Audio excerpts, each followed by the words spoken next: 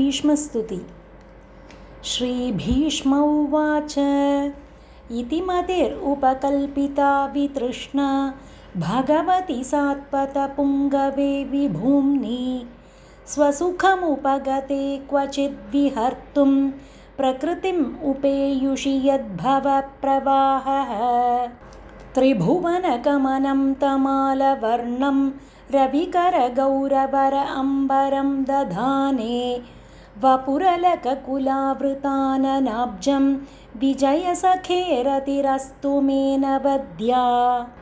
युधितुरगरजो विधूम्रविश्वक् कचलुलितश्रमवार्यलङ्कृतास्ये मम निशितशरैर्विभिद्यमान त्वचि विलसत्कवचेस्तु कृष्ण आत्मा सपदि सखिवचो निशम्य मध्ये निजपरयोर्बलयोरथं निवेश्य स्थितवति परसैनिकायुरक्ष्णा हृतवति पार्थसखेरतिर्ममास्तु व्यवहितपृतना मुखं निरीक्ष्य स्वजनवधाद्विमुखस्य दोषबुद्ध्या कुमतिमहरद् आत्मविद्ययाय चरणरतिः परमस्य तस्य मेस्तु स्वनिगममपहाय मत्प्रतिज्ञां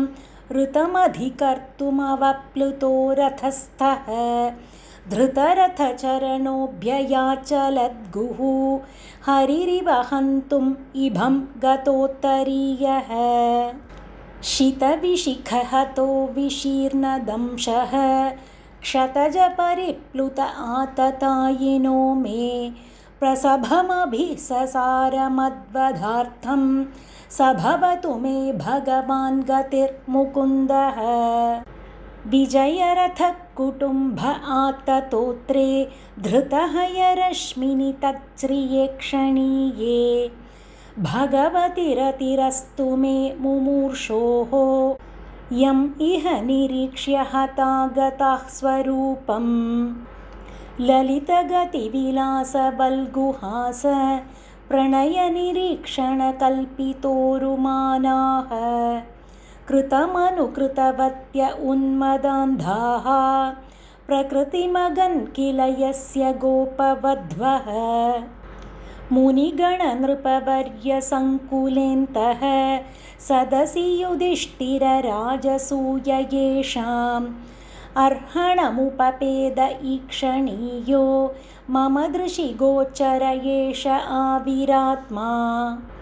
तमिमम् अहमजं शरीरभाजां हृदि धिष्ठितम् आत्मकल्पितानां प्रतिदृशमिव नैकधार्कमेकं समधिगतोऽस्मि विधूतभेदमोहः। श्रीकृष्णार्पणमस्तु।